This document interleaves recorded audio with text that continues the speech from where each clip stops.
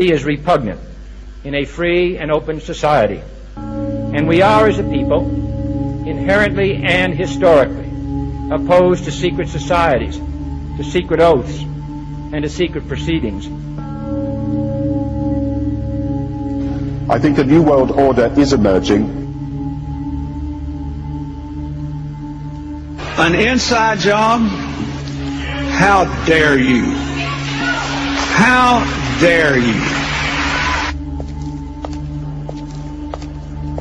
To create, so to say, mass-produced models of human beings arranged in some kind of a scientific caste system. We shall go on to the end. We shall fight with growing confidence and growing strength in the air. We shall never surrender.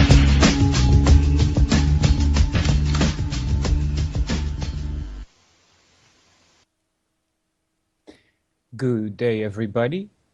It's the 23rd of January 2016. This is UCY.tv with the Solvinur Event. I'm your host, Solvinur. And today we're going to be diving into some of Plato's works. I had a couple open, but I think we're gonna do not the Apology, but Parmenides. If you go to UCY.tv, you can find a chat link there. Some of the people have already arrived. Cap, what's up? Grump, Hopper, Longfrog, JJ, Jules, Fisk, Matty Clues, and Vince. Welcome, everybody. What's up?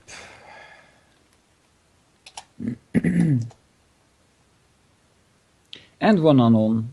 All right.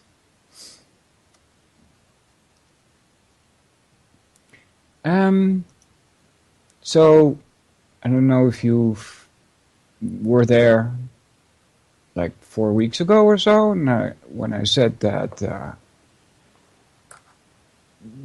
although I didn't like Plato, his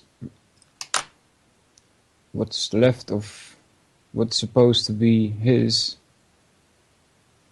should be read anyway.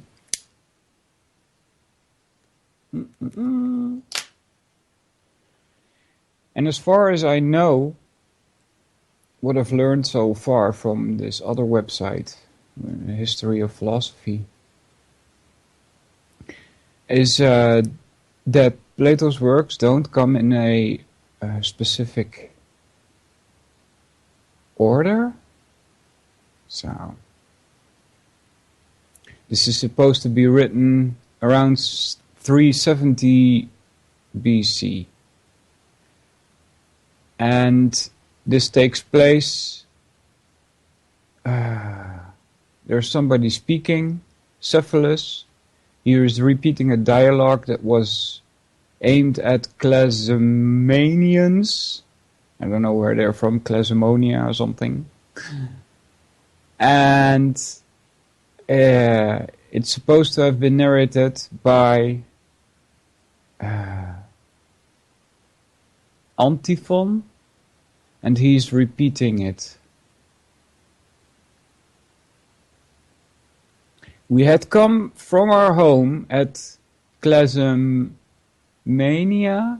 to Athens. That's what the Clazomanians are from. And met Eidemantus and Glaucon in the Agora. Or Agora.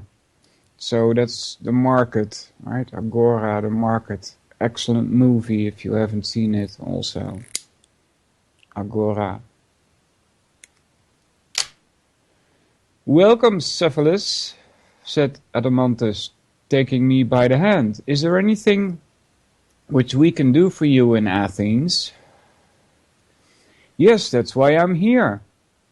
I wish to ask a favor of you. What may that be? He said. I want you to tell me the name of your half-brother, which I have forgotten. He was a mere child when I last came here from Clazomania. But that was a long time ago. His father's name, if I remember rightly, was Pyralampas. Yes, he said, and the name of our brother, Antiphon. But why do you ask? Let me introduce some countrymen of mine, I said. They are lovers of philosophy, and have heard that Antiphon was intimate with a certain Pythodorus, a friend of Zeno, and remembers a conversation which took place between Socrates, Zeno, and Parmenides many years ago, Pythodorus having often recited it to him. Quite true. And could we hear it? I asked. Nothing easier, he replied. When he was a youth, he made a careful study of the piece. At present his thoughts run in another direction. Like his grandfather Antiphon, he is devoted to horses. But if that is what you want, let us go and look for him. He dwells at Melita, which is quite near, and he has only just left us to go home. Accordingly, we went to look for him. He was at home, and in the act of giving a bridle to a smith to be fitted. When he had done with the smith, his brothers told him the purpose of our visit, and he saluted me as an acquaintance whom he remembered from my former visit. Hey there, V. And we asked him to repeat the dialogue. At first he was not very willing and complained of the trouble, but at length he consented. He told us that Pythodorus had described to him the appearance of Parmenides and Zeno. They came to Athens, as he said, at the great Pananthenaea. The former was, at the time of his visit, about 65 years old, very white with age, but well-flavored. Zeno was nearly 40 years of age, tall and fair to look upon. In the days of his youth he was reported to have been beloved by Parmenides. He said that they lodged with Pythodorus in the Caremicus, outside the wall, where Socrates, then a very young man, came to see him, and many others with him. They wanted to hear the writings of Zeno, who had been brought to Athens for the first time on the occasion of their visit. Oh, I'm sorry about the coughing, guys. Happens when you smoke like I do.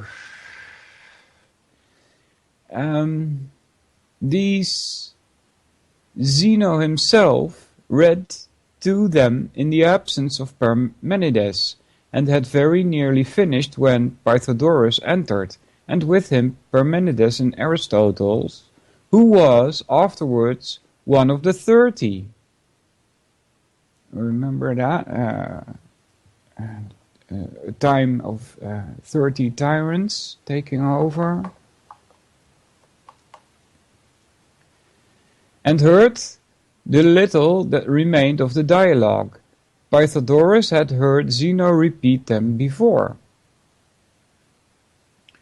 When the recitation was completed, Socrates requested that the first thesis of the first argument might be read over again, and this having been done, he said, "What is your meaning, Zeno? Did you maintain that if being is many, it must be both like and unlike, and that this is impossible, for neither can the like be unlike nor the unlike like? Is this your opinion? Is this your position?" Alright. Do I need to read that again, or?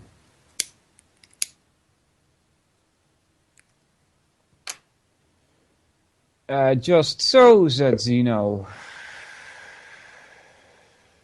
Bloop. Yeah.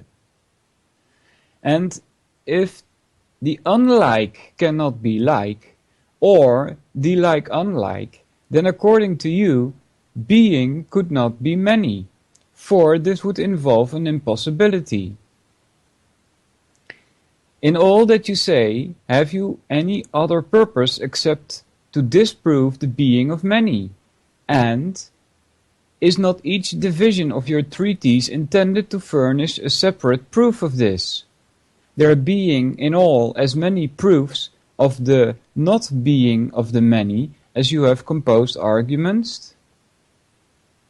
Is that your meaning, or have I misunderstood you? No, said Zeno, you have correctly understood my general purpose. I see, Parmenides, said Socrates, wrong tonnage there, that Zeno would like to be not only one with you in friendship, but your second self in his writing too. He puts what you say in another way, and would fain make believe that he is telling us something which is new. For you, in your poems, say, the all is one. And of this you adduce excellent proofs. And he, on the other hand, says, there is no many, and on behalf of this he offers overwhelming evidence. You affirm unity, he denies plurality. And so you deceive the world into believing that you are saying different things when you really are saying much the same. This is a strain of art beyond the reach of most of us. Well, this is to do with opposites, right?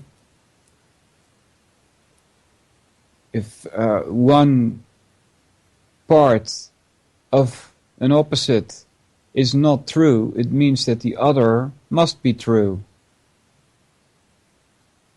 And so like a cat is dead or a cat is living. If it's not dead, then it must be living, and then if it's not living, then it must be dead. Right? So if one says, well, the cat is living, and then the other comes along, well, the cat is not dead, he's saying exactly the same thing, right? Because they're talking about opposites here, apparently.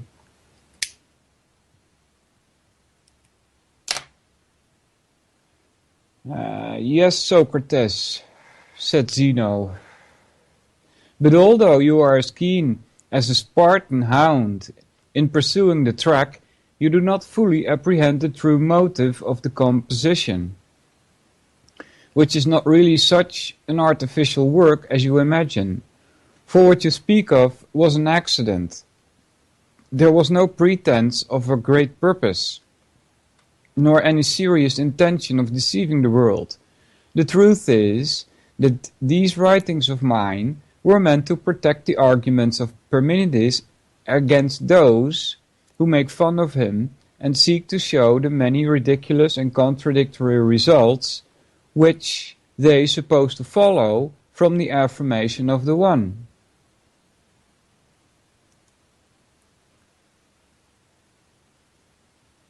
Right, so he's talking about contradictions which are the result of claiming that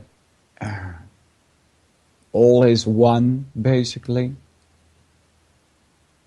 My answer is addressed to the partisans of the many, whose attack I return with interest by retorting upon them that their hypothesis of the being of many, if carried out, appears to be still more ridiculous than the hypothesis of being of one. Zeal for my master led me to write the book in the days of my youth, but someone stole the copy, and therefore I had no choice whether it should be published or not. The motive, however, of writing was not the ambition of an elder man, but the what the heck is that? Pugnacity of a young one. This you do not seem to see, Socrates, though in other respects, as I was saying, your notion is a very just one. Yep.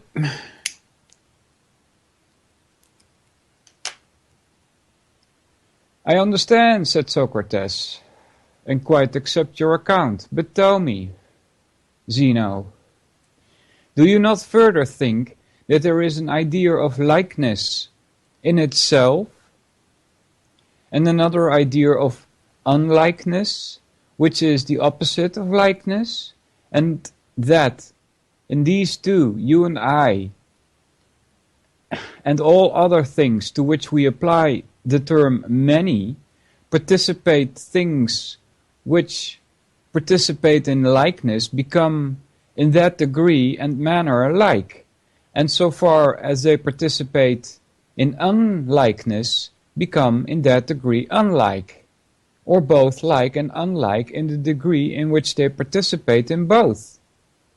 Alright, so that's a good question. And may not all things partake of both opposites? Right? And be both like and unlike by reason of this participation. Where is the wonder? Now, if a person could prove the absolute like to become unlike, or the absolute unlike to become like, that, in my opinion, would indeed be a wonder. But there is nothing extraordinary, Zeno, in showing that the thing which only partake of likeness and unlikeness experience both. Nor again, if a person were to show that all is one by partaking of one, and at the same time many by partaking of many, would that be very astonishing. But if he were to show me that the absolute one was many, or the absolute many one, I should be truly amazed. Alright, this does remind me of some of the verses from the Bhagavad Gita, when they also use the term absolute. And there it is claimed that the absolute, which dogmatically could be seen as God,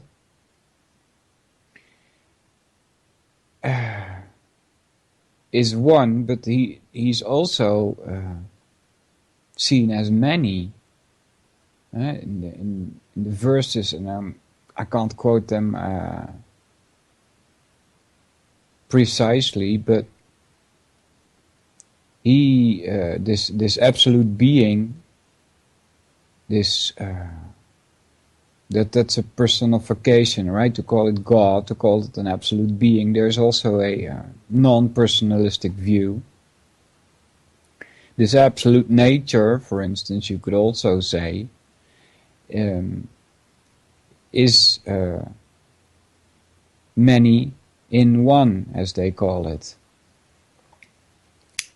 But it's pretty hard to understand because of the absolute nature that they assume is there. It's one of their premises, which a whole philosophy is based on, is that there is this absolute nature, and whether it's personal or non-personal is really beside the point. Both of these schools of philosophy, the non-personal and the personal one, base their whole philosophy on the idea that there is absoluteness. And this absoluteness is of a non-material nature. Right? They will claim, for instance, that your soul is also part of this absolute nature. And that it is the source of your consciousness. Which is as good as a claim as what scientists today would tell you they are trying to do, is creating consciousness. which is not been achieved yet. You know, they can do a lot of things with life, but they can't create a simple living cell. So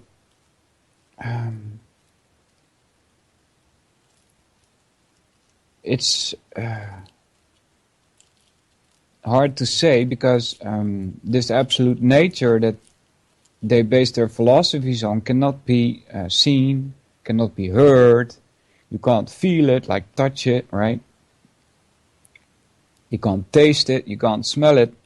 In other words, they will say, well, your five senses are incapable of confirming the existence of this absolute world. It's a totally different world, one could view it as. Although, I must say that every word that you use to describe the absolute nature is useless, because the absolute nature is non-material and words are material. So you're trying to describe something in a energy form that is not suitable to it.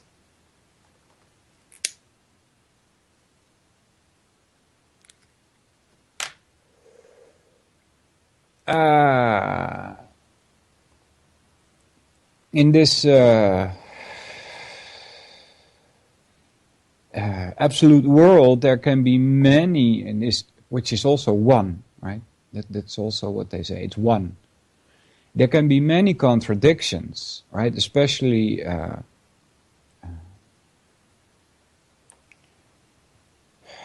visible when you take a personal view of this absolute being, because he would have to be the greatest in everything, right? Like God, right? But that means he's at the same time the greatest thief, as he is the biggest well-doer, right? So that gives you contradictions. I'm not sure if in their philosophy they care about contradictions when talking about this absolute world that is supposed to exist, besides this material world, which according to some of the Indian philosophers only takes up 1/4 of the total existence. Right? So there's 1/4 material world, and then there's 3/4 of what's left of the totality, which is ever expanding anyway in their eyes, is 3/4, and that's the absolute world. They call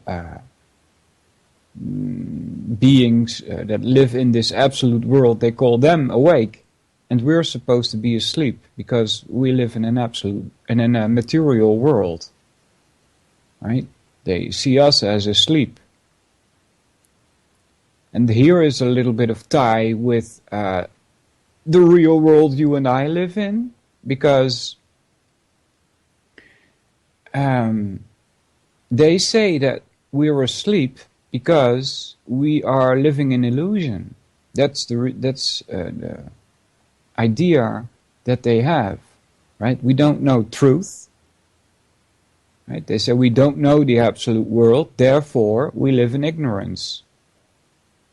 Therefore we are asleep. We are living in illusion, as they say it. And that is very true for a lot of people, that they live in illusion. And for those of us who have pierced through the illusion, we call ourselves awake. At least some of us do. Others like to use the word aware.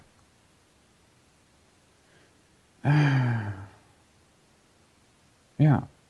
That's not the word the Indian philosophers would use. I'm thinking. All right.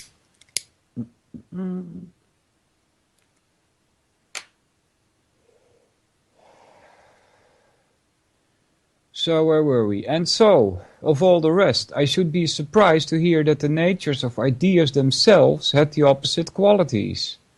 But not if a person wanted to prove of me that I was many and also one. When he wanted to show that I was many, he would say that I have a right and a left side, and a front and a back, and an upper and a lower half. For I cannot deny that I partake of multitude. When, on the other hand, he wants to prove that I am one, he will say that we who are here assembled are 7, and that I am one and partake of the one. In both instances he proves his case. So again, if a person shows that such things as wood, stones and the like, being many as are also one, we admit that he shows the coexistence, the one and many. But he does not show that the many are one or the one many. He is uttering not a paradox, but a truism. If, however, as I just now suggested, someone were to abstract simple notions of like, unlike, one, many, rest, motion, and similar ideas, and then to show that these admit of admixture and separation in themselves, I should be very much astonished.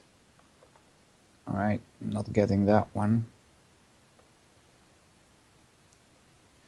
This part of the argument appears to be treated by you, Zeno, in a very spirited manner, but, as I was saying, I should be far more amazed if any one found in the ideas themselves, which are apprehended by reason, the same puzzle and entanglement which you have shown to exist in visible objects. While Socrates was speaking, Pythagoras thought that Parmenides and Zeno were not altogether pleased at the successive steps of the arguments, but they still gave the closest attention and often looked at one another, and smiled as if in admiration of him. When he had finished, Parmenides expressed their feelings in the following words. Socrates, he said, I admire the bent of your mind towards philosophy. Tell me now, was this your own distinction between ideas in themselves and the things which partake of them? And do you think that there is an idea of likeness apart from the likeness which we possess, and of the one and many, and of the other things which Zeno mentioned? I think there are such ideas, said Socrates. Parmenides proceeded, and would you also make absolute ideas of the just and the beautiful and the good and all of that class? Yes, he said, I should. And would you make an idea of man apart from us and from all other human creatures, or of fire and water? I am often undecided, Parmenides, as to whether I ought to include them or not. And would you feel equally undecided, Socrates, about things of which the mention may provoke a smile? I mean, such things as hair, mud, dirt, or anything else which is vile and paltry. Would you suppose that each of these has an idea instinct from the actual objects with which we come in contact, or not?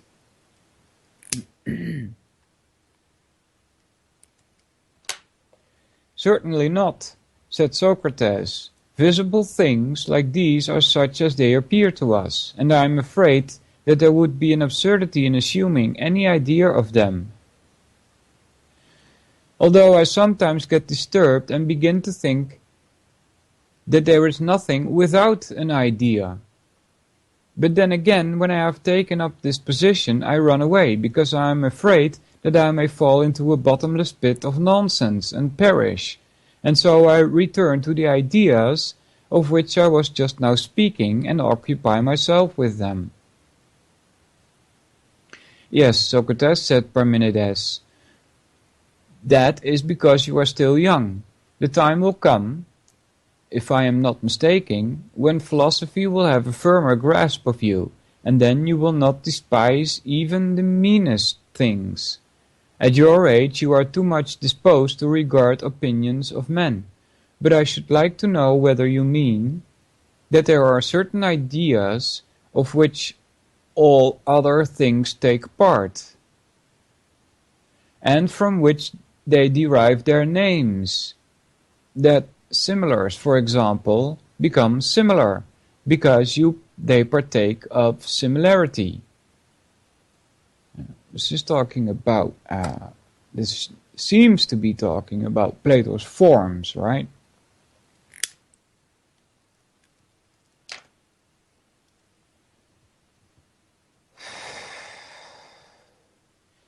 And great things become great because they partake of greatness. And that just and beautiful things become just and beautiful because they partake of justice and beauty. Yes, said Socrates, that is my meaning. To each individual partakes either of the whole of the idea or else of a part of the idea. Can there be any other mode of participation? There cannot be, he said. Do you think the whole idea is one, and yet being one is in each one of the many? Why not, Parmenides? Said Socrates. Because one and the same thing will exist as a whole at the same time in many separate individuals, and will therefore be a state of separation from itself. Nay, but the idea may be like the day, which is one and the same in many places at once, and yet continuous with itself. And this way each idea may be one and the same in all at the same time. I like your way, Socrates, of making one in many places at once. You mean to say that if I were to spread out a sail and cover a number of men, there would be one whole including many, and not that is not that your meaning? A lot of talk about many and one.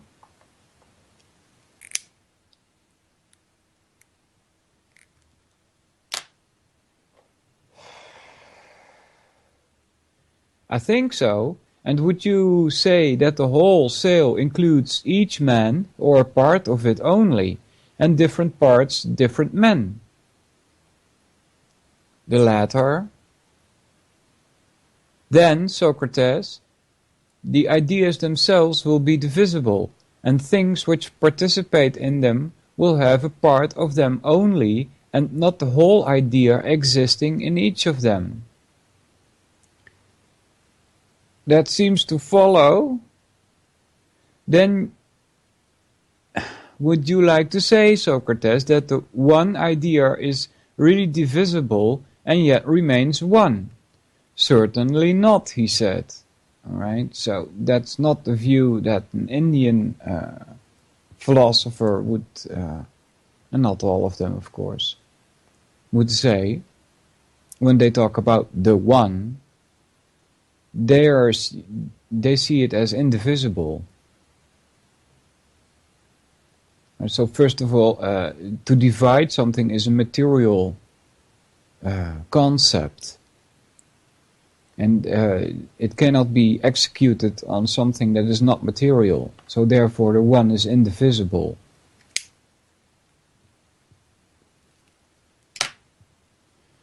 Certainly not, he said. Right? So then would you like to say, Socrates, that the one idea is really divisible and yet remains one? Certainly not, he said.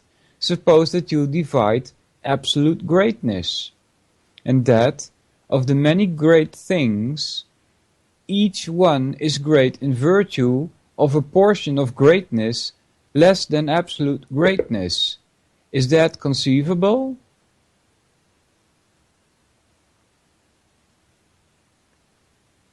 Hold on, guys. Yes, thank you. Check it out at reallibertymedia.com. They redid their page. Maybe you like it better this way. reallibertymedia.com. They have also a nice list with all kinds of media, 20-something channels. No more.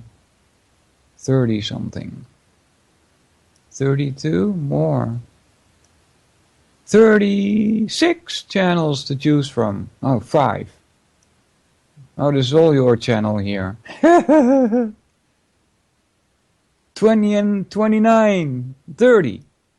Yeah, NASA Live TV. 30. Yay! reallibertymedia.com. Check it out.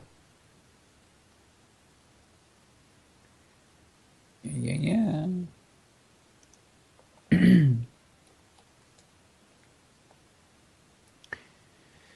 All right. Where were we?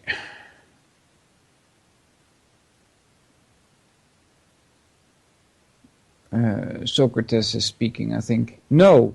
Or will each equal thing, if possessing some small portion of equality less than absolute quality, be equal to some other thing by virtue of that portion only? Right, so that is one of the reasons why the Indian philosophy will say to you that your soul consists of an absolute nature, and because it consists of an absolute nature, it also has all the properties of the one, of the absolute nature. And because it cannot be divided, it's first of all, it's still one.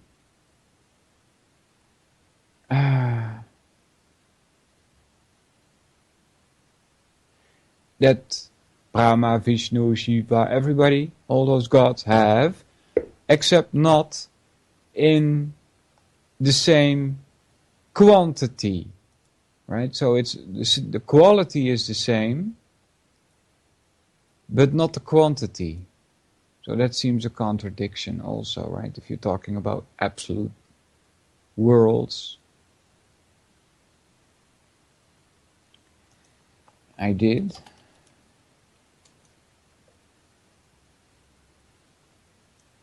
I don't think so. Alright, so or will each equal thing if possessing some small portion of equality less than absolute quality be equal to some other thing by virtue of that portion only?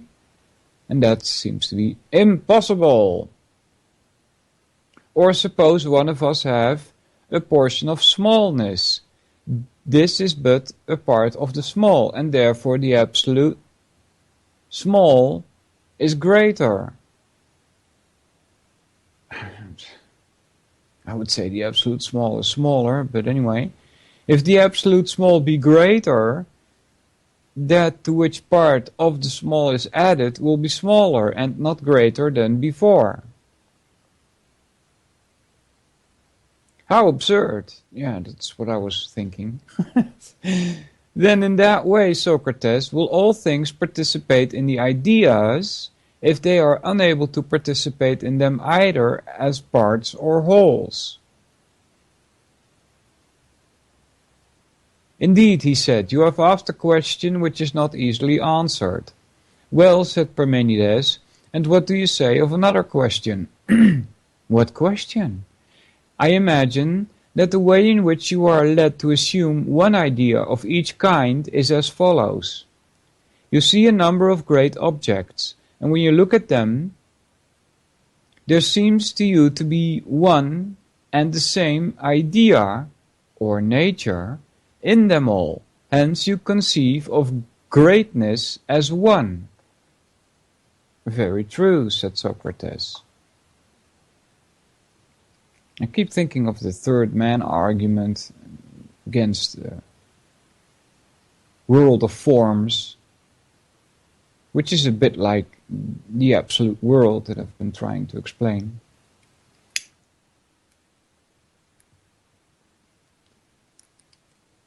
Third man argument is if there's such a thing as greatness, is that thing great as a form, right? In the world of forms.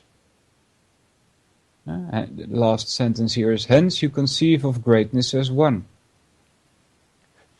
If that the greatness as one is itself, in itself great, then it's part of a class also, right? They will say that all things that are great and as we see them are parts of this form greatness. But if the form greatness itself is great, then it needs to be a part of another form.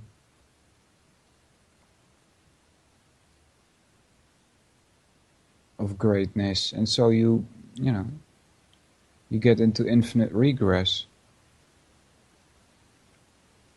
Anyway, continuing, very true, said Socrates. And if you go on and allow your mind in like manner to embrace in one view the idea of greatness and of great things, which are not the idea, and to compare them, will not another greatness arise, which will appear to be the source of all of these?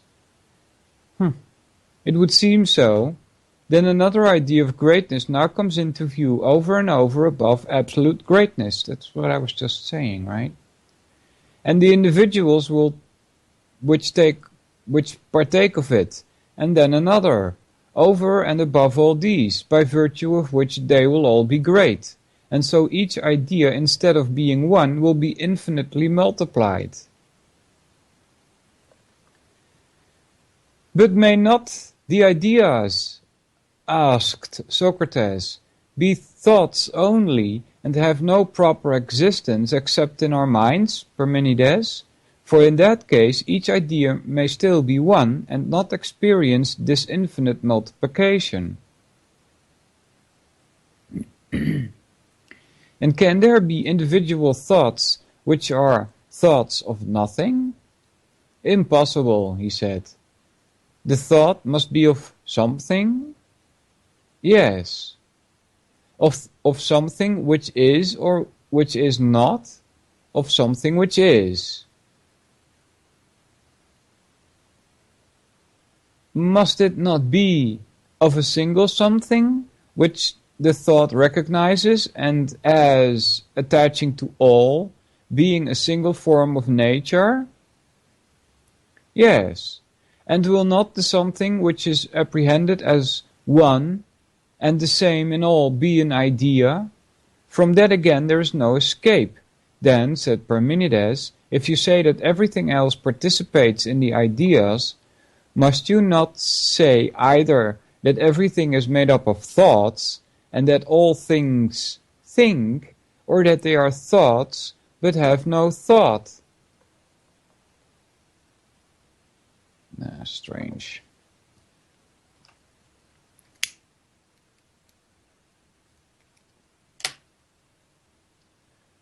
The latter view, right? That they are thoughts but have no thoughts. What's the day here? The latter view, Parmenides, is no more rational than the previous one. In my opinion, the ideas are, as it were, patterns fixed in nature. So these ideas are about forms. And other things are like them and resembles of them. What is meant by the participation of other things in the ideas is really assimilation to them. But if, said he, the individual is like the idea, must not the idea also be like the individual? As above, so below. insofar as the individual is a resemblance of the idea. That which is like cannot be conceived of as other than the like of like. Impossible. And when two things are alike, must they not partake of the same idea? So when two things are alike, must they not partake of the same form? I think we should be reading form instead of idea here. They must, and will not that of which the two partake and which makes them alike be the idea itself? Certainly. Then the idea cannot be like the individual, or the individual like the idea. For if they are all alike, some further ideas of likeness will always be coming to light. And if that be like anything else, another, and new ideas will always be arising, if the idea resembles that which partakes of it.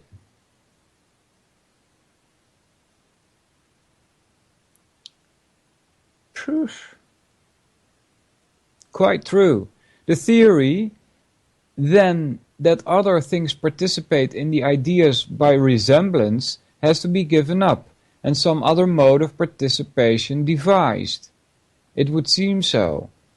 Do you see then, Socrates, how great is the difficulty of affirming the ideas to be absolute? Yes, indeed. And further, let me say that as yet you only understand a small part of the difficulty which is involved if you make of each thing a single idea, parting it from other things. What difficulty, he said. Hold on, guys, let me drink something.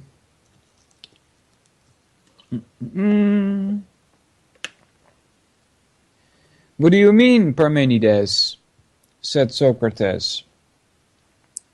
In the first place, I think, Socrates, that you or anyone who maintains the existence of absolute essences will admit that they cannot exist in us.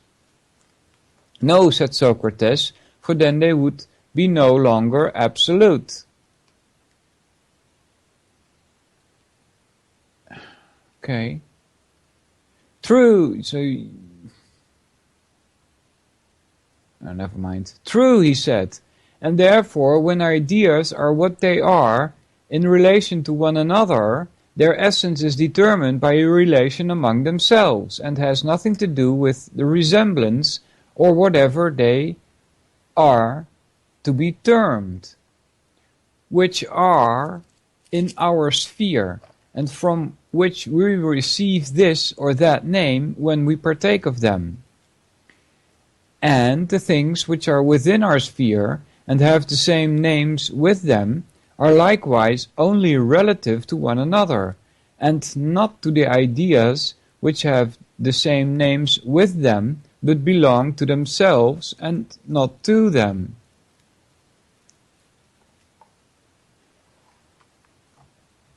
What do you mean? Said Socrates.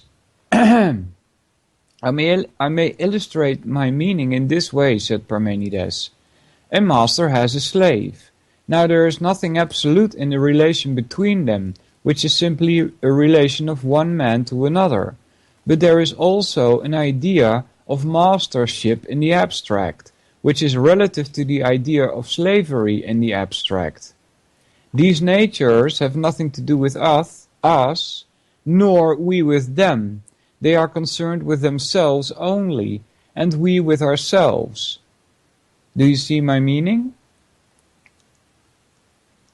Yes, said Socrates. I quite see your meaning, and will not knowledge, absolute knowledge, answer to absolute truth?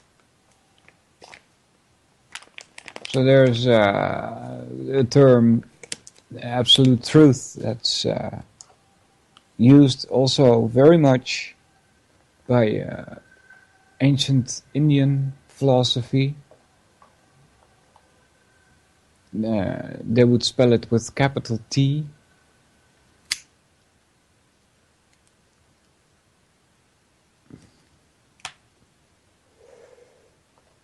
And so it says here, and will not knowledge, I mean absolute knowledge, answer to absolute truth? The ancient Indian philosophers had a different view of knowledge than we do. We think of knowledge as like in the trivium, this the grammar stage, or your data, right? Your facts. To them, knowledge must be spelled with a capital K, because knowledge can only be about the absolute truth. And according to them, the absolute truth is something non-material. Right, so all knowledge that you may have, all data that you, it's all about matter. It's all about material things. And so they say that's not really knowledge.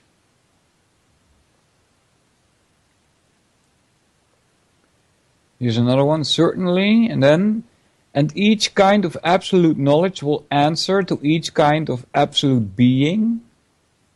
Yes, but the knowledge which we have will answer to the truth which we have. And again, each kind of knowledge which we have will be a knowledge of each kind of being which we have? Certainly, but the ideas themselves, as you admit, we have not and cannot have. So the forms again, right? But these ideas themselves, as you admit, we have not and cannot have. No, we cannot. And the absolute nature of kinds are known severely, are known severally by the absolute idea of knowledge. Start this again. And the absolute nature or kinds are known severally by the absolute idea of knowledge? Yes. And when we have not got the idea of knowledge? No. Then none of the ideas are known to us because we have no share in absolute knowledge. I suppose not. Then the nature of the beautiful in itself and of the good in itself and all other ideas which we suppose to exist absolutely are unknown to us? It would seem so. Right? This is more in line with what ancient Indian philosophers would say. It cannot be known because it's of a non-material nature. Therefore, you cannot have any knowledge about it, right? Therefore, they would say, well, it's capital K knowledge. This is totally something else. I think that there is a stranger consequence still. What is it?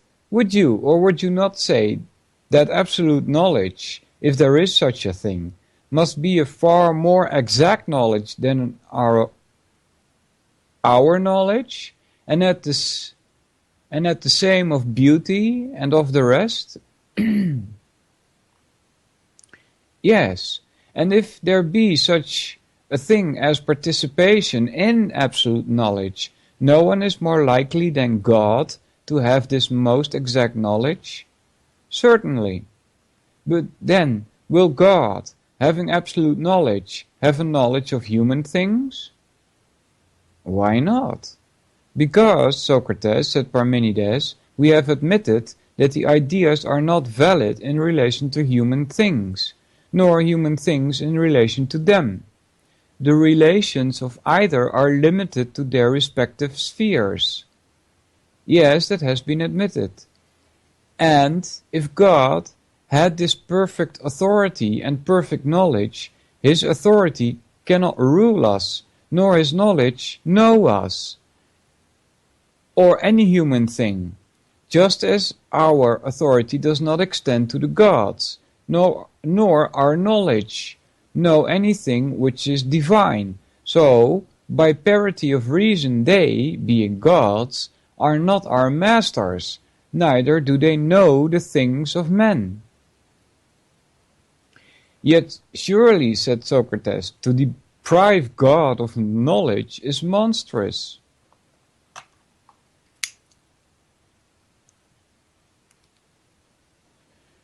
Yes, not yes. These, Socrates, said Parmenides, are a few, and only a few of the difficulties in which we are involved if ideas really are, and we determine each one of them to be an absolute unity.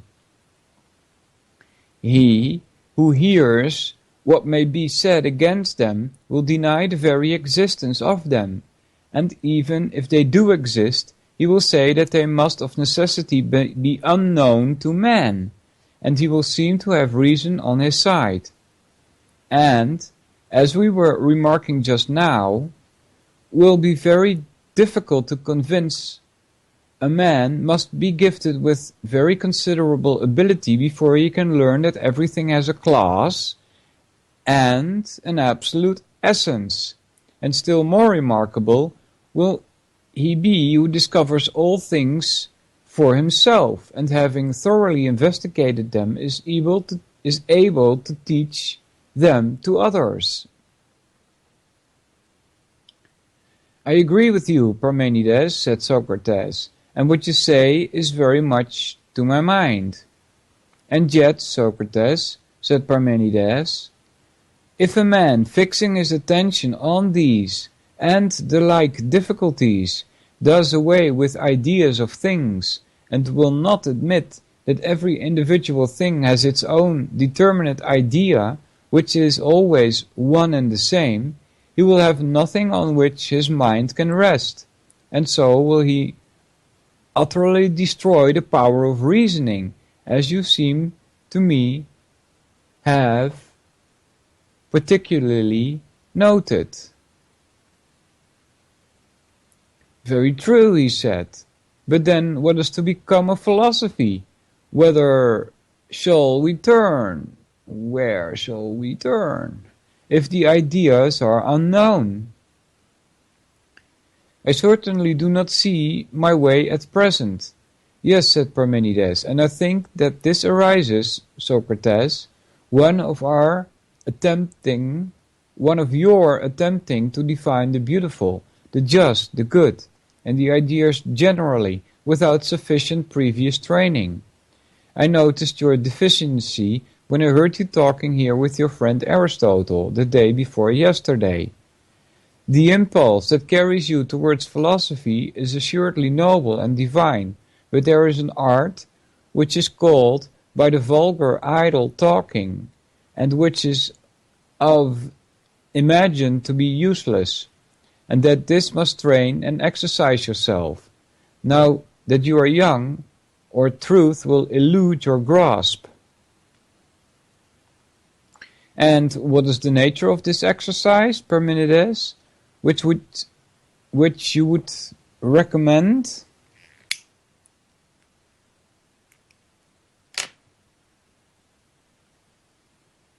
That which you heard Zeno practicing at the same time.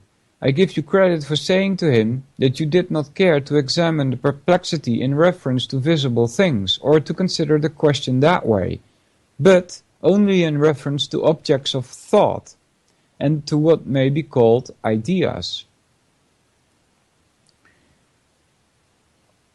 It says here, every time it says ideas, right? And if I remember correctly, from a lecture of logic, they were also it was part of a philosophy course. They were also talking about different translations, and it seems that the word form may be a wrong word because of the way we speak English today, and that the word idea is actually better. But since most philosophers are familiar with the world of forms, that word form seems to be stuck somehow. But an alternate translation, which I think even sounds more like the Greek, is idea or something like that. So keep that in mind every time we hear this word ideas here. Why, yes, he said, there appears to me to be no difficulty in showing by this method that visible things are like and unlike and may experience anything. Quite true, said Parmenides, but I think that you should go a step further and consider not only the consequences which flow from a given hypothesis, but also the consequences which flow from denying the hypothesis, and that will be still better training for you. What do you mean? He said. I mean, for example, that in the case of this very hypothesis of Zeno's about the many, you should inquire not only what will be the consequences to the many in relation to themselves and to the one in relation to itself and the many, on the hypothesis of the being of the many, but also what will be the consequences to the one and the many in their relation to themselves and to each other on the opposite hypothesis.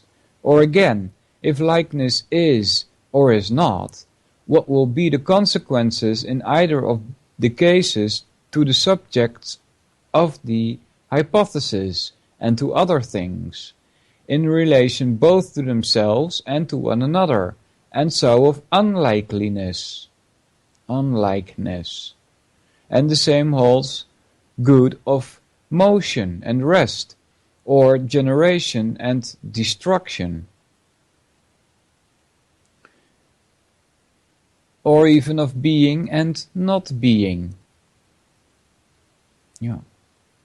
In a word, when you suppose anything to be or not to be, or to be in any way affected, you must look at the consequences in relation to the thing itself and to any other things which you choose, to each of them singly, to more than one, and to all, and so of all other things you must look at them in relation to themselves and to anything else which you suppose either to be or not to be, if you would train yourself perfectly and see the real truth.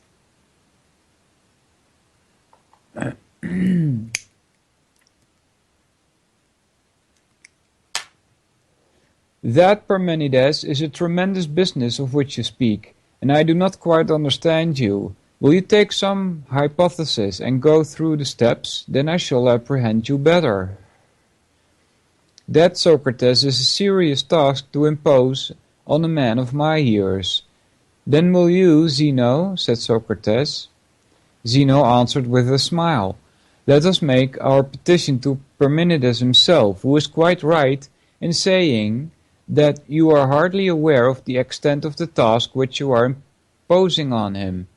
And if there were more of us, I should not ask him, for these are not subjects which anyone, especially at his age, can well speak of before a large audience. Most people are not aware that this roundabout progress through all things is the only way in which the mind can attain truth and wisdom. And therefore, Parmenides, I join in the request of Socrates that I may hear the process again, which I have not heard for a long time. When Zeno spoke like that, Pythagoras, according to Antiphon's report of him, said that he himself and Aristotle's and the whole company entreated Parmenides to give an example of the process. I cannot refuse, said Parmenides, and yet I feel rather like Ibycus, who, when in his old age, against his will, he fell in love, compared himself to an old racehorse, who was about to run in a chariot race, shaking with fear at the course he knew so well was his simile of himself. And I also experience a trembling when I remember through what an ocean of words I have to wade at my time of life. But I must indulge you, as Zeno says that I ought, and we are alone. Where shall I begin? And what shall be our first hypothesis, if I am to attempt this laborious pastime? Shall I begin with myself and take my own hypothesis the one, and consider the consequences which follow on the supposition either of the being or the not being of the one? By all means, said Zeno.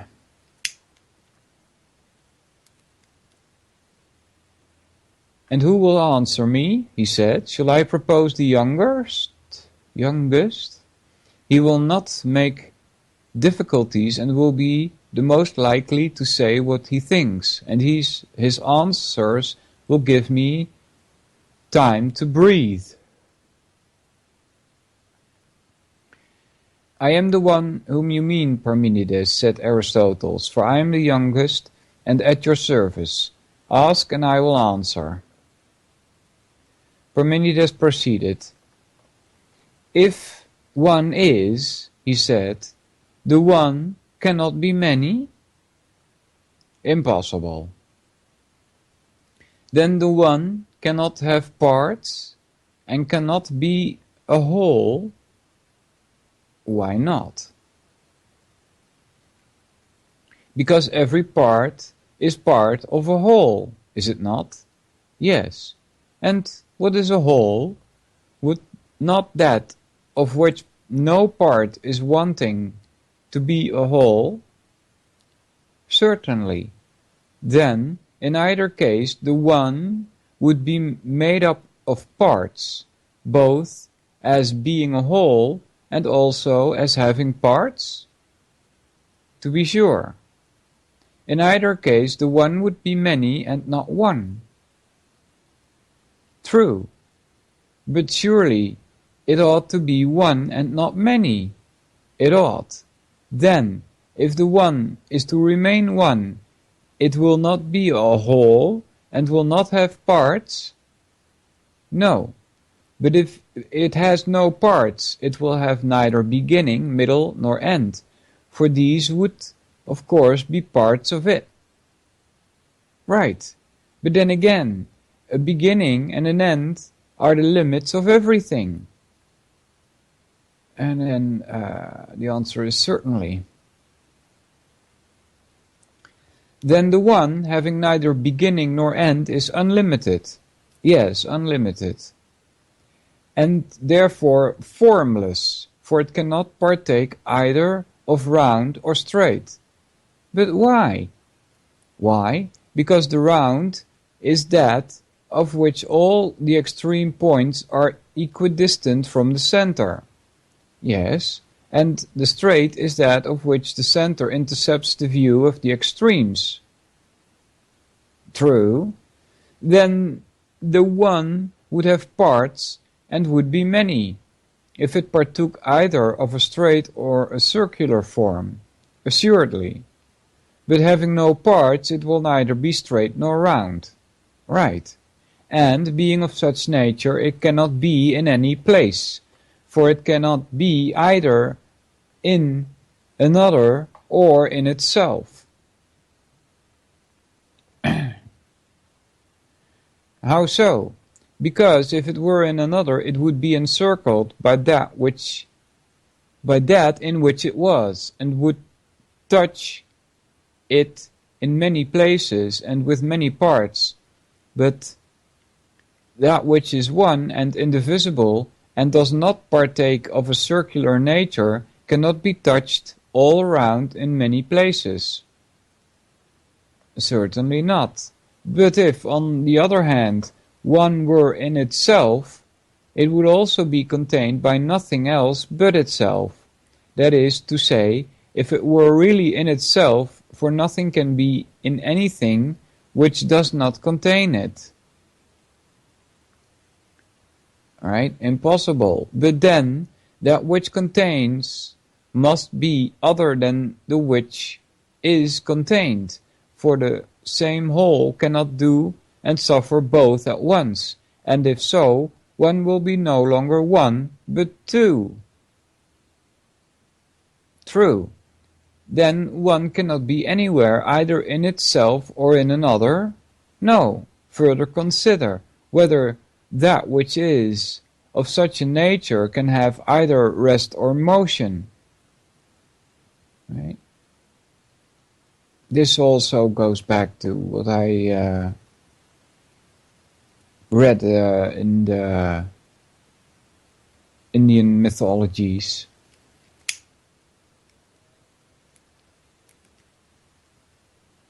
To be honest with you, the Indian translations that there are in English are simpler than this, but it's talking about the same quote-unquote idea.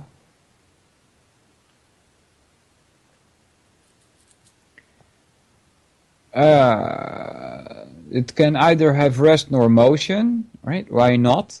Why? Because the one, if it were moved, would be either moved in place or changed in nature, for these are the only kinds of motion. Right?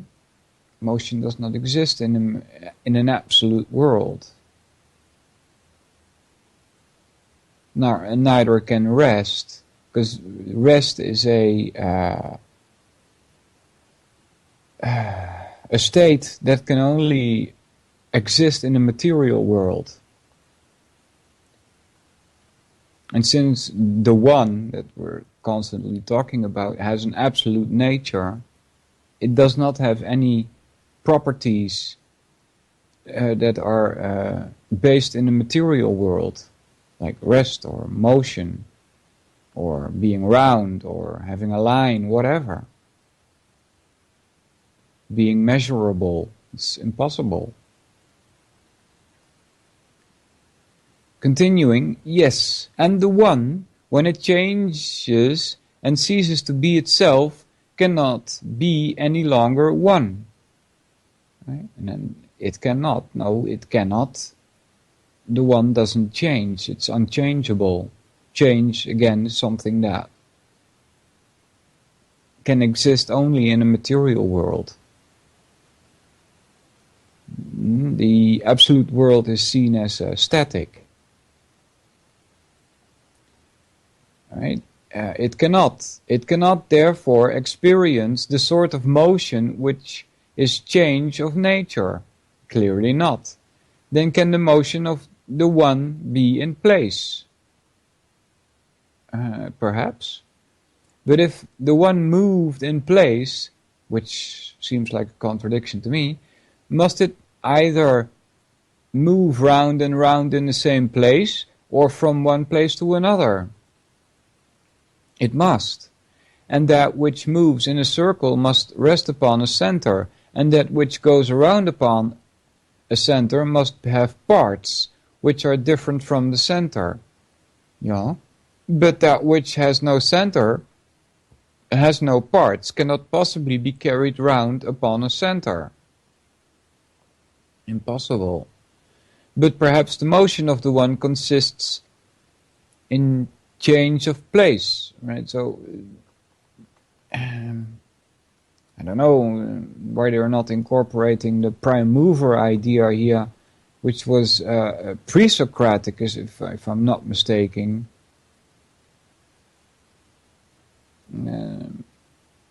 The one cannot be moved. It's the thing that sets all things in motion, but itself cannot be moved.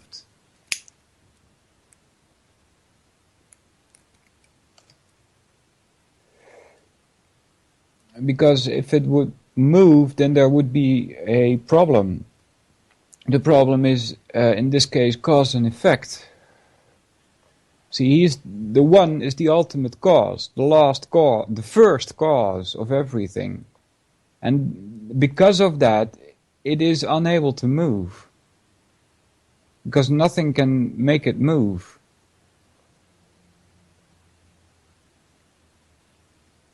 Continuing, I do not see why. Why? Because anything which comes into being in anything can neither as yet be in that, or it can neither as yet be in that other thing while still coming into being, nor be altogether out of it, if already coming into being in it. Certainly not. And therefore whatever comes into being in another must have parts. And then one part may be in and another part out of that other. But that which has no parts can never be at one and the same time neither wholly within nor wholly without anything. True. And is there not a still greater impossibility in that which has no parts and is not a whole coming into being anywhere, since it cannot come into being either as a part or as a whole? Well, clearly. Well, this is not so clear to me. I question the whole idea of coming into being. When you're speaking in an absolute fashion, the whole idea is ridiculous. There is no such thing as coming into being. There is no such thing as a creation. Because in an absolute world, everything has always existed. There is no beginning. There is no end. Because those are material states of being. And they do not exist in an absolute world. And since the one is the only thing that is, that's the conclusion we must draw.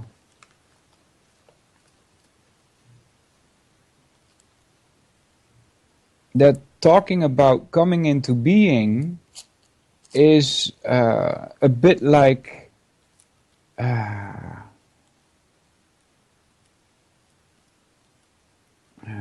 dreaming, I guess is the word that they would use. Anyway, continuing, clearly, then it does not change place by revolving in the same spot, not by going somewhere and coming into being in something, nor again by change in itself. Very true. It says, then in respect of any kind of motion, the one is immovable, but neither, see, that's what I said, but neither can the one be in anything as we affirm. Yeah, that's not how the Indian philosophers would suggest. But neither can the one be in anything. They would say that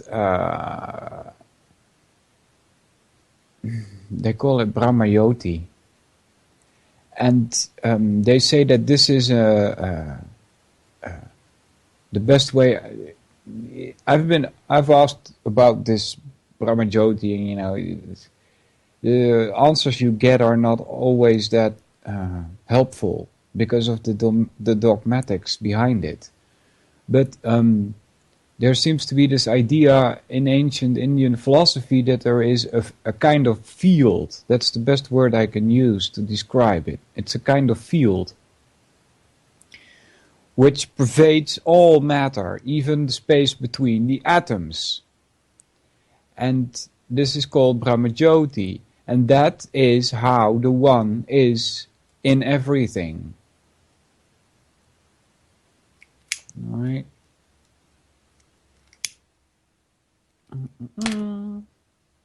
and also outside of everything at the same time. These contradictions keep propping up in this Indian philosophy.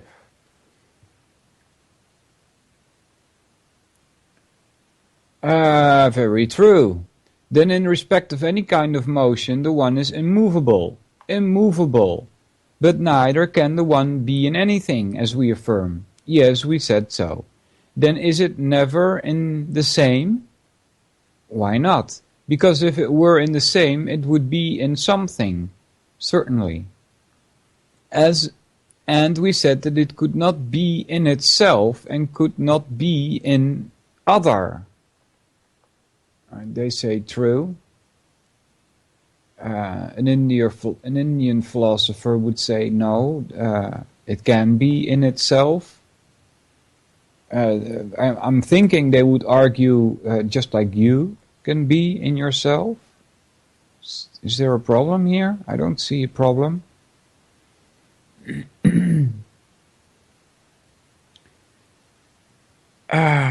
Anyway, he says, true, the one is never in the same place?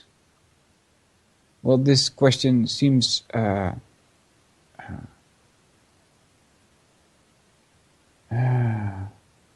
invalid, I guess, because there's no such thing as place where the one exists. Anyway, true, the one is never in the same place. It would seem not. But that which is never in the same place is never quiet or at rest. Never. One then, as would seem, is neither rest nor in motion.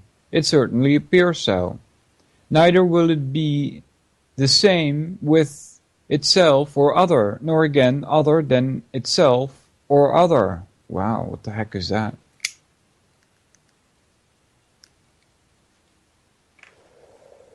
How is that? If other than itself, it would be other than one, and would not be one. Yeah, so far so good. True. And if the same with other, it would be that other, and not itself. So that upon this supposition too, it would have the nature of one, but would be other than one.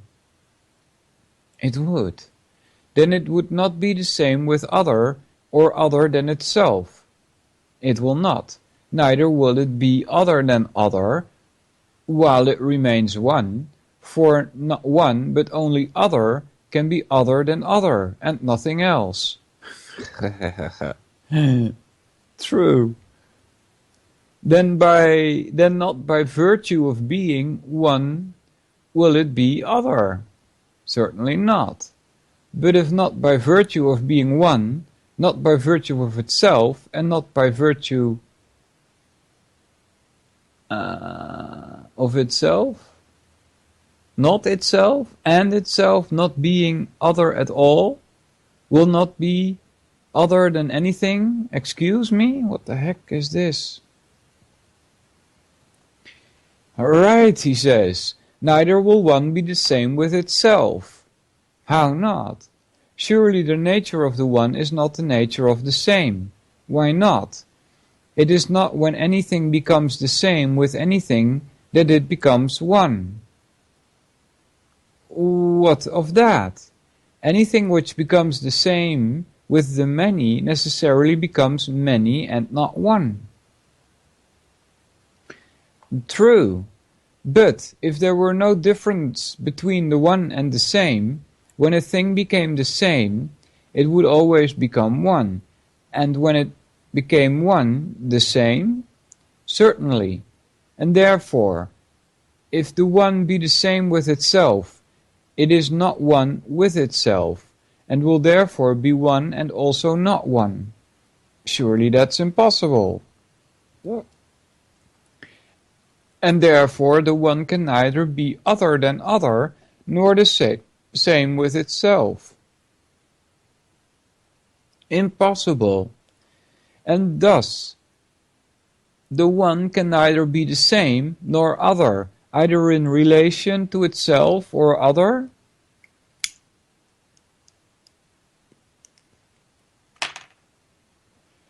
No, neither will the one be like anything or unlike itself or other. Why not? Because likeness is sameness of affections. Yes, and sameness has been shown to be of nature distinct from oneness. That has been shown. But if the one had any other affection than that of being one, it would be affected in such a way as to be more than one, which is impossible. True. Then the one can never be so affected as to be the same either with another or with itself. Clearly not. Then it cannot be like another or like itself. No, nor can it be affected so as to be other, for then it would be affected in such a way as to be more than one. It would. That which is affected otherwise than itself or another will be unlike itself or another, for sameness of affection is likeness. True, but the one, as appears, never being affected otherwise, is never unlike itself or other. Never. Then the one will never be either like or unlike itself or other. Plainly not. Again, being of this nature, it can neither be equal nor unequal either to itself or to the other. How is that? Why? Because the one, if equal, must be of the same measures as that to which it is equal. Alright, so the Indians would say, and especially the dogmatic type, there is no equal. Right? He's God. There is no equal to God, otherwise it wouldn't be God. True. And if greater or less than things which are commensurable with it, the one will have more measures than which is less, and fewer than which is greater. Blah, blah. Yes. And so, of things which are not commensurate with it, the one will have greater measures than that which is less, and smaller than that which is greater. Certainly. But how can that which does not partake of sameness have either the same measure or have anything else the same? Impossible. And not having the same measures, the one cannot be equal either with itself or with another. It appears so. Alright, so far, this is just me commenting, right?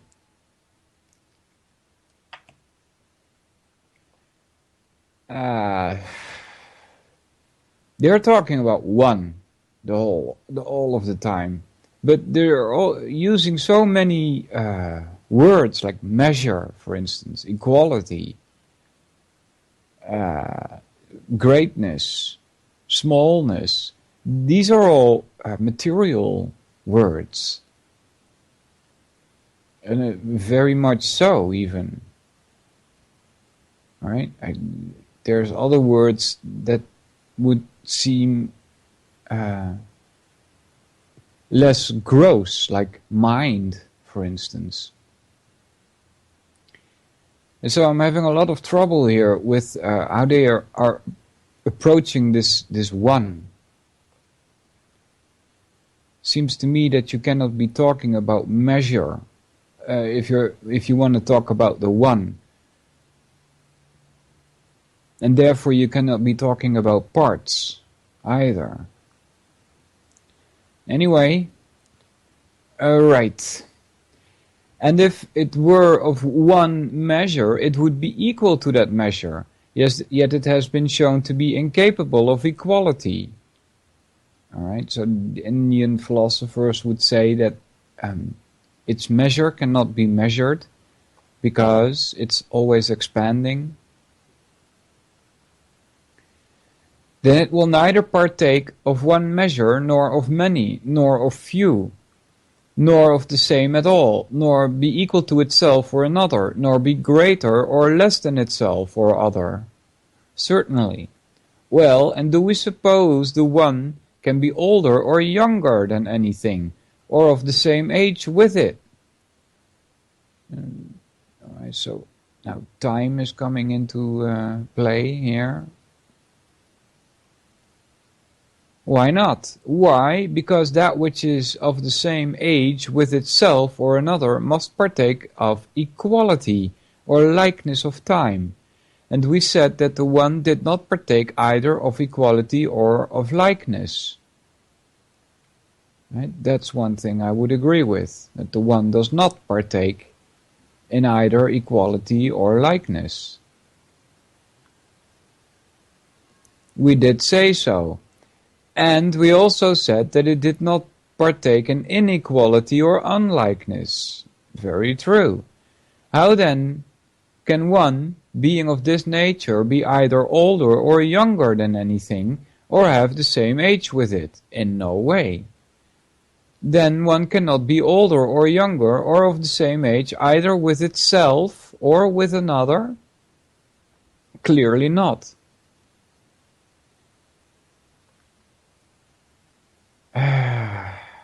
Not the same age as yourself?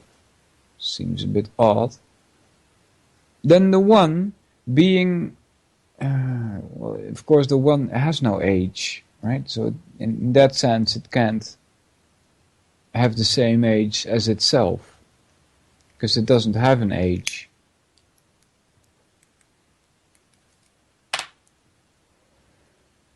Then the one being of this nature cannot be in time at all, for most, not that which is in time, be always growing older than itself.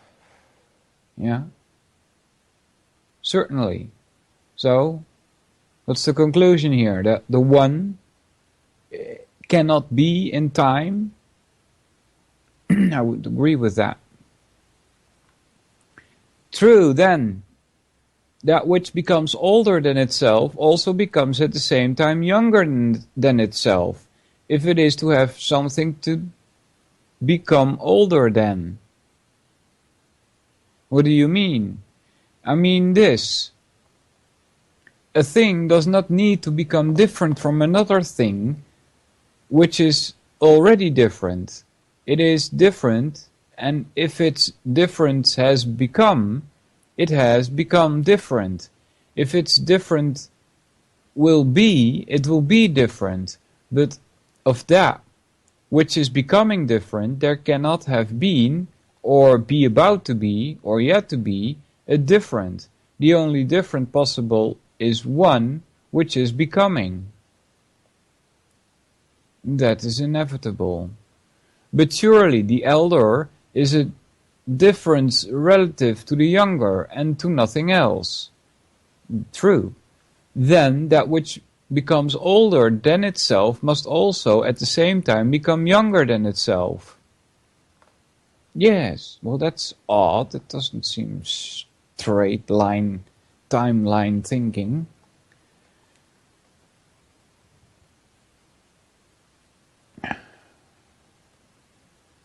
I don't know if these people are thinking circular or linear when it comes to time.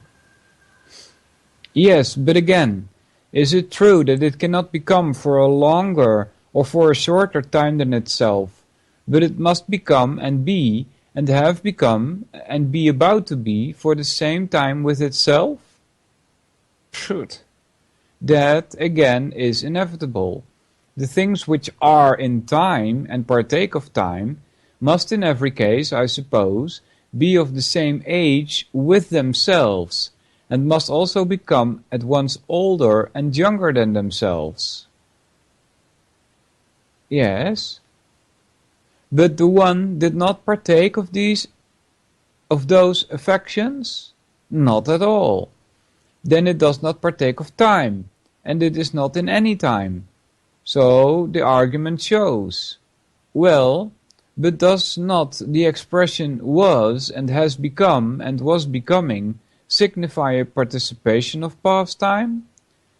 Certainly. And do not will be, will become, and will become signify a participation of future time? Yes. And is or becomes signifies a participation of present time? Certainly. And if the one is absolutely without participation in time, it never had become. Correct. Or was becoming, or was at any time. The correct was my... I'll try this again.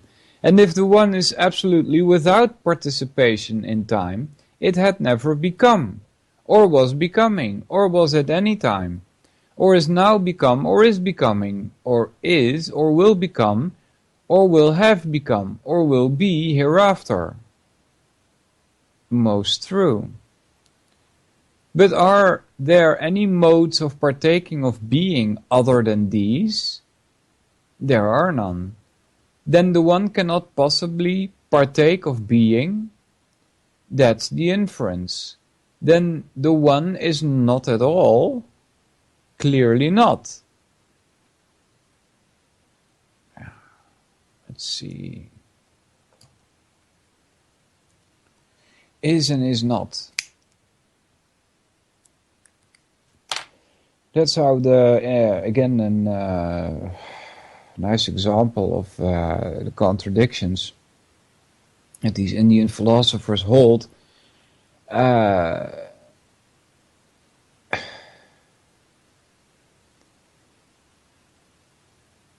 They would say that the absolute one, the absolute truth, is at the same time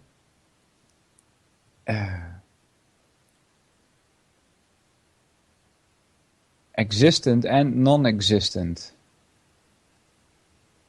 in this material world. Right? So it's not a good argument, but that's what they use. Then the one does not exist in such a way as to be one. For if it were and partook of being, it will already be. But if the argument is to be trusted, the one neither is nor is one.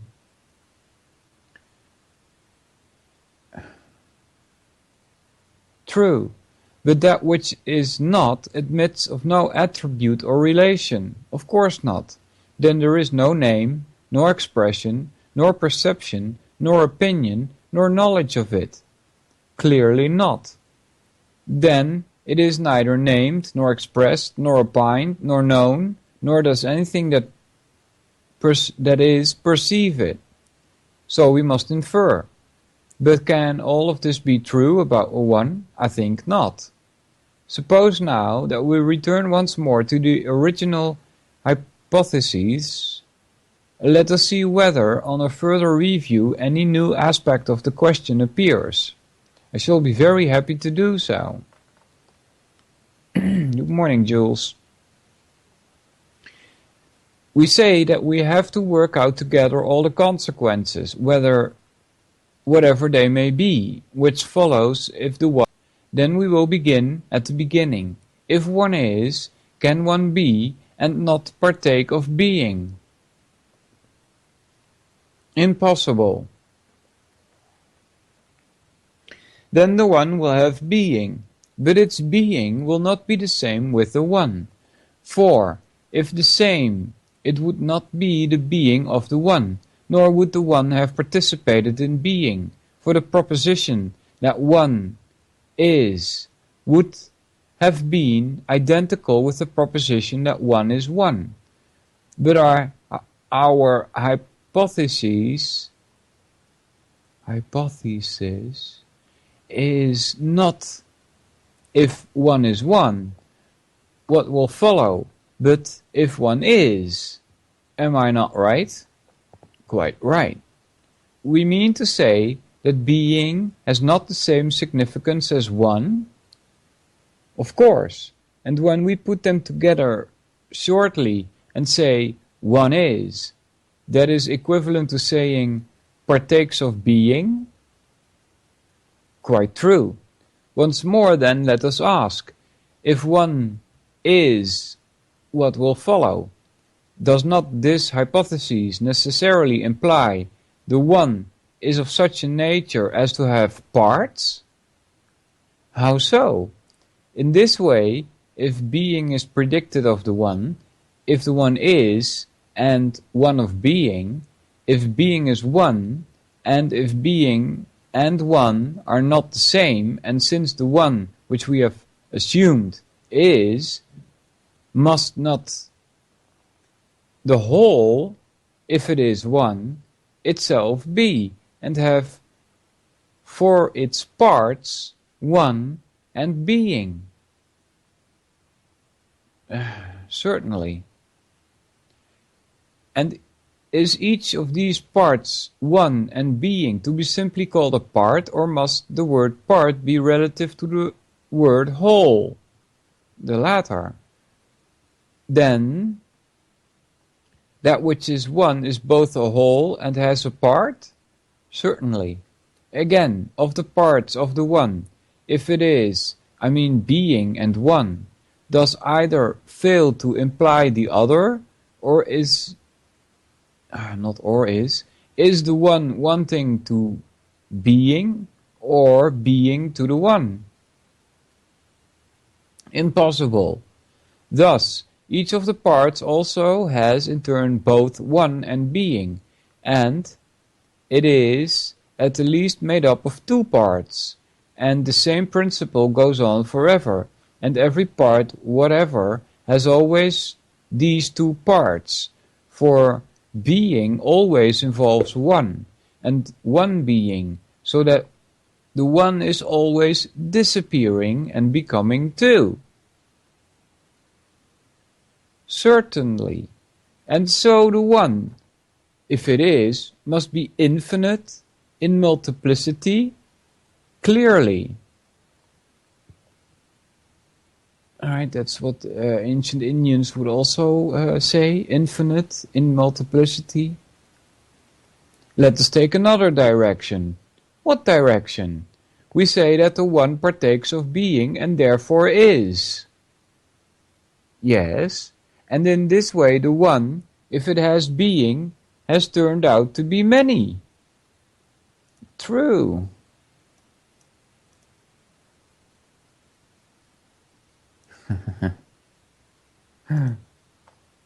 Yeah.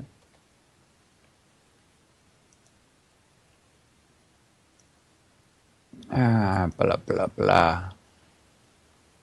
But now let us abstract the one which, as we say, partakes of being, and try to imagine it apart from that of which, as we say, it partakes. Will this abstract one be one only or many? One, I think. Let us see, must not the being of one be other than one? For the one is not being, but, considered as one, only partook of being? Certainly.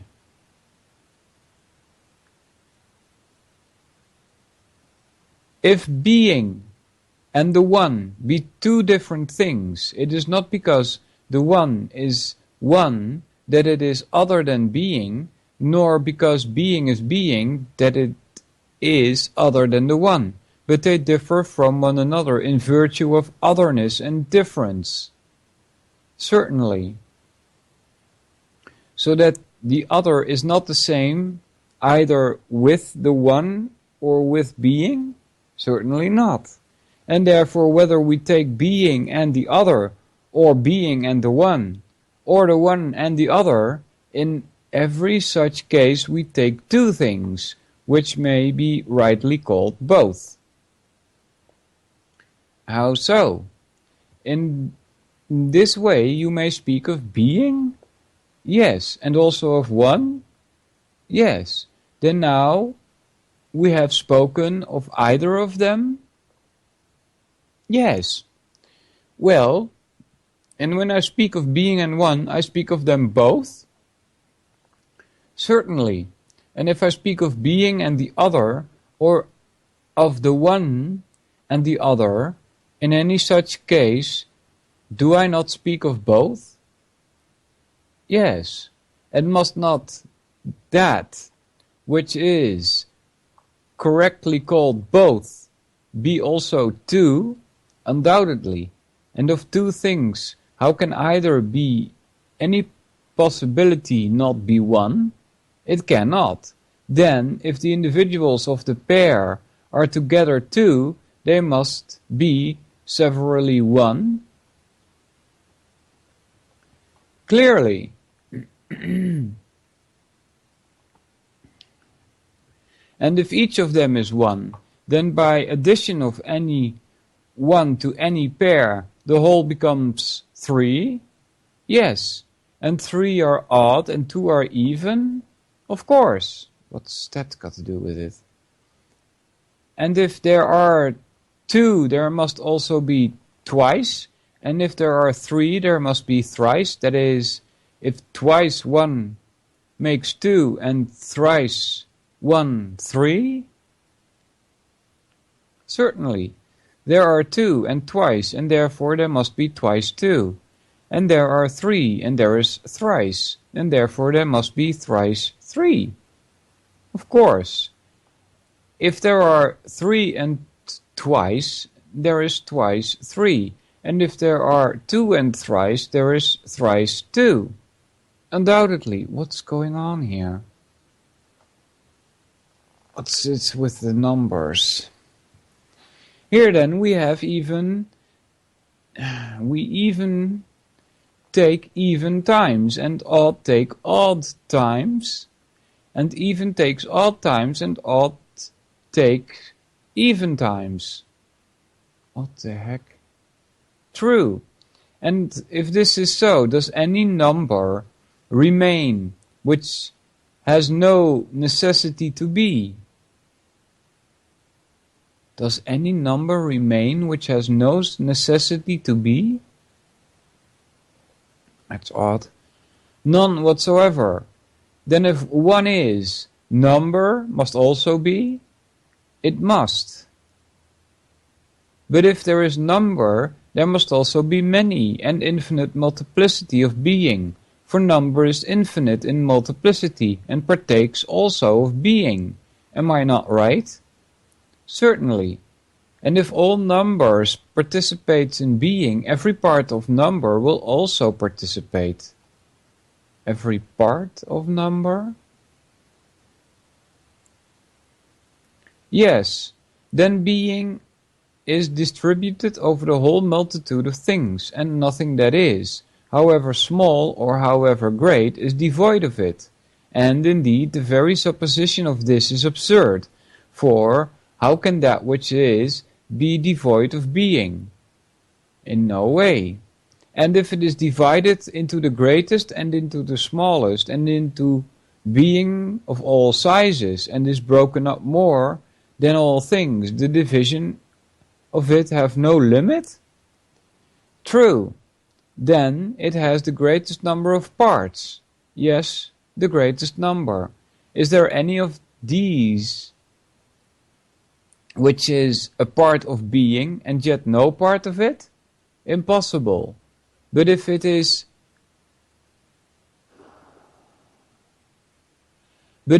at all, and so long as it is, it must be one and cannot be none? Certainly. Then the one attaches to every single part of being and does not fail in any part, whether great or small, or whatever may be the size of it. True. But reflect, one in its entirety be in many places at the same time? Alright, so that's typo. Can one in its entirety be in many places at the same time? No, I see the impossibility of that. And if not in its entirety, then it is divided, for it cannot be present with all of the parts of being unless divided. True. and that which has parts will be as many as the parts are? Certainly. Then we were wrong in saying just now that being was distributed into the greatest number of parts, for it is not distributed into parts more than the one. Into parts equal to the one is never wanting to being or being to the one, but being to, they are co-equal and co-extensive. Certainly that is true. The one itself then, having been broken up into parts by being, is many and infinite? True. Then not only the one which has being in many, but the one itself distributed by being must also be many. Certainly. Further, inasmuch as the parts are parts of a whole, the one as a whole will be limited, for are not the parts contained the whole? Certainly. And that which contains is a limit?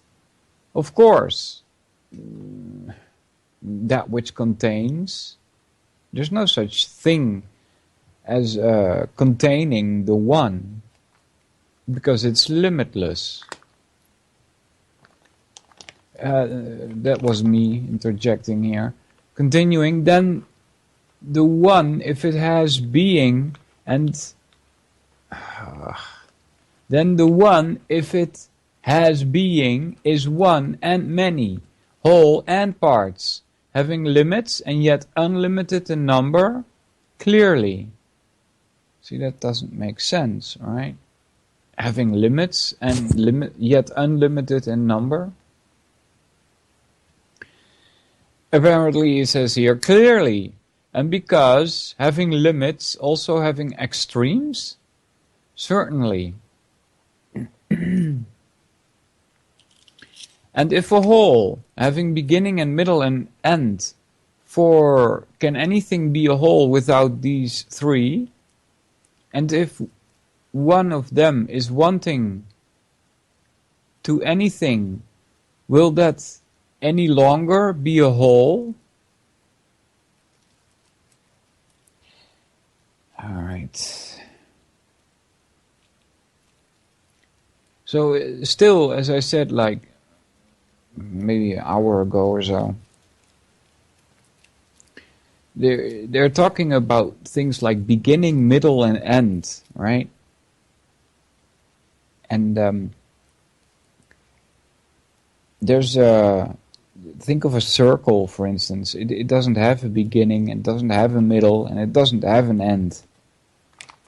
Right? These are the ideas you should be exploring, in my opinion anyway, if you're talking about the one. The one is void of any classification that is material in nature, like having a beginning, right? Or having parts, for that matter. The one, as far as I understood it from these ancient philosophers, anyway, some of it does make sense. It follows, you know, if you assume that the one is, that's what this whole writing is all about, right? We're going to find out what happens. What happens when you assume that one is? What happens if you assume that one is not? Right? What are the consequences? And so, some of the ideas which are prevalent in the ancient Indian philosophies seem reasonable, right? They have this philosophy of the one is, and the consequences of that, right? That's what I said years ago. Also mentioned that a couple of times. If you believe in God, right? I have no problem with that, not at all. However, you should have a clear picture of what God is, right? If you believe in such a thing, or the one, whatever you want to call it, you should at least have a clear picture of it. Right? And so these Indian philosophies tend to follow more from their premise that the one is, right? They will set up a system which, unfortunately, it's a bit of a problem because it seems to be that you cannot test against it so that it's unfalsifiable, right? So that's a problem. But they create this system of properties that the one must have in order to be. That's the best way I can put it. These are what they call absolute properties, and one of them is infinite, right? And so infinite, it doesn't have a beginning, it doesn't have a middle, and it doesn't have an end. So, that's what we've been talking about here for the last couple of 2 hours, and I think these two should not be mixed like that. There seems to be an effort to drag the one into a material world where it cannot exist there. It would fall apart into parts, right?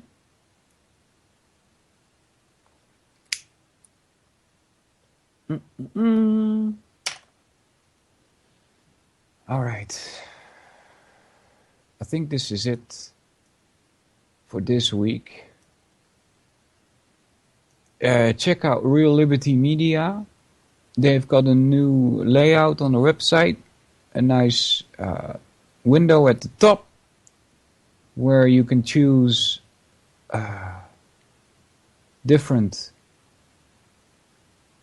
outlets. Number 6, ucy.tv. Check it out. www.ucy.tv.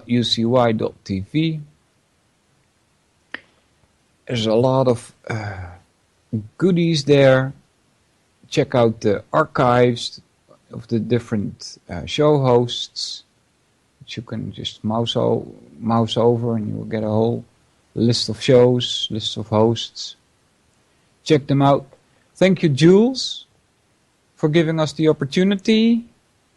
And us, I mean every host, to broadcast. It's amazing. You're fantastic. Some people have managed to stay in chat. Cracker, Dan, Hopper, Joe, Jules, and Vince, and tada, 4 Anons. Thanks a lot for listening, everybody. The very word secrecy is repugnant. I'll be back next week. Open society. Take care. People, inherently and historically, opposed to secret societies, to secret oaths, and to secret proceedings. I think a new world order is emerging. An inside job? How dare you? How dare you? To create, so to say, mass-produced models of human beings arranged in some kind of a scientific